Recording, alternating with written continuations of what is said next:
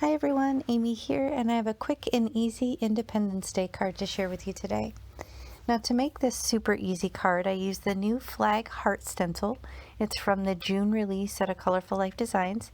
As you can see, I'm just using the inner portion of the stencil for this card, and I did stick it down directly on my card base using some pixie spray and my brayer there.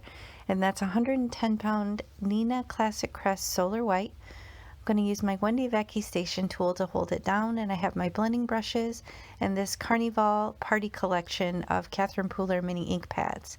I'm going to use suede shoes and samba, and here's a photo of the card that I'm going to make for you today. It came together super quickly, so if you need to make a bunch of these cards, then this might be the stencil for you. So I'm just going to use the samba color just to add in to the stripe portions. Now I'm making this loosely like the American flag, but I feel like this stencil would be really cute with just some greens or almost like a camo type of look. So it doesn't have to be tied to the American flag. I feel like you could use it in lots of different ways. And then plus that outer portion of the stencil is really cool too. I've used that several times already just to create a masked inward heart shape for a nice composition on my card.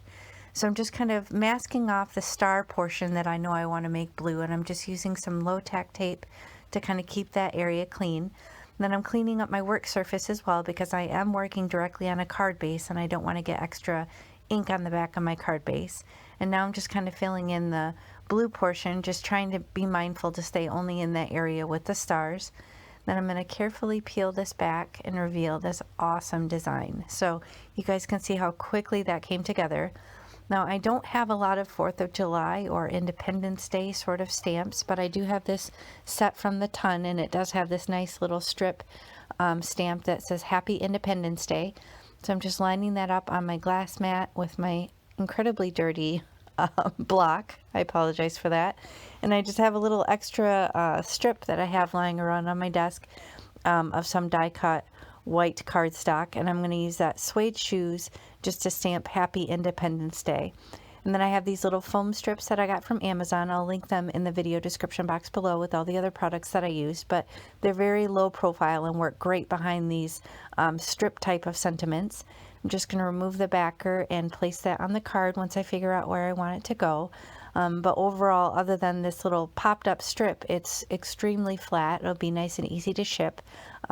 Lightweight, not a lot of bulk or layering here. But I'm just making sure that's nice and straight, and I added a little bit of blingage just to give it a little something else. But other than that, super easy and quick. So if you need to make a bunch of this type of card, then maybe check out the stencil, and be sure to check out the rest of the June release. There's tons of awesome summery goodness in there for you to check out. And don't forget my coupon if you shop. AmyFan10 will save you on your complete order. So thanks so much for watching. Have a great day. Bye.